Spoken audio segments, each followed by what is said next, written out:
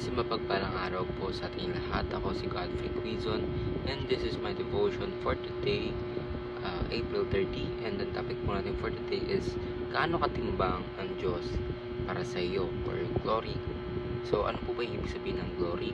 So glory po can refer to the brightness that surrounds God's presence or to His supreme honor. God's glory reveals who He is, majestic, holy, and worthy of all praise.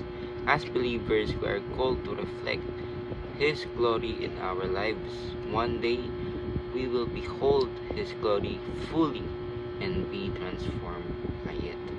So, ang ating scripture po muna natin for today is Matthew chapter 5, verse 16. Basahin ko po.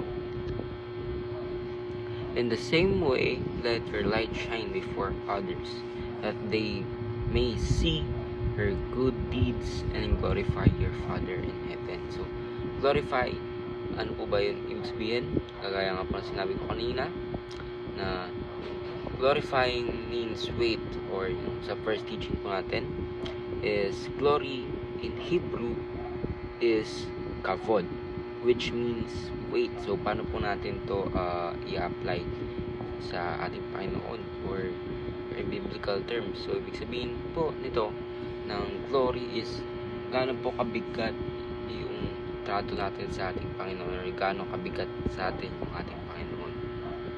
Of course, in order for us to glorify our Lord, kailangan po meron siyang bigat sa atin. So, ibig sabihin po ng bigat is yung relationship mo. Kasi, of course, ito na lang po yung example natin for today is, diba kapag may makakapangyarihan ng tao or mga celebrity, diba kapag makita natin sila, na-feel natin yung presence or diba yung magiging kilos nyo, or kapag kunwari scenario na to na for example, pinagkatiwala sa iyo ng mama mo yung necklace niya or yung isang bagay na mahalaga sa kanya, of course papahalagaan mo in order for you to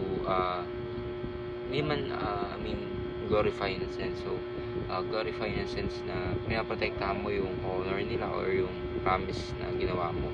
So ibig sabihin po nung glorify sa ating Panginoon is gaano po ba kabigat sa atin or kung gaano kabigat yung relationship natin sa ating Panginoon, na sumusunod po tayo sa Kanya and nina-accept po natin siya truly as our Lord.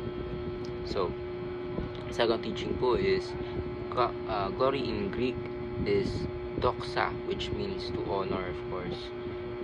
Pag gina-glorify po natin ang ating Panginoon, no honor po dapat natin yung pangalan niya. Ibig sabihin lahat po ng ginagawa natin is meant to honor our Lord, and of course itataas po natin yung pangalan niya sa ating mga actions or salita, lahat ng sinasabuhay natin. Of course, third teaching is glorifying God is the ultimate purpose of life. Of course, ginawa po tayo ng ating Panginoon in order for us to glorify His name, and of course, in order for us to know yung totoong meaning ng life, titingin po tayo sa Bible, and of course, sinabi po ng ating Panginoon na yung talagang ultimate mission po natin dito is glorify our Lord, and of course para po makamit natin yung salvation na ating hinihingi sa ating Panginoon, or salvation na regalo sa atin ng Panginoon is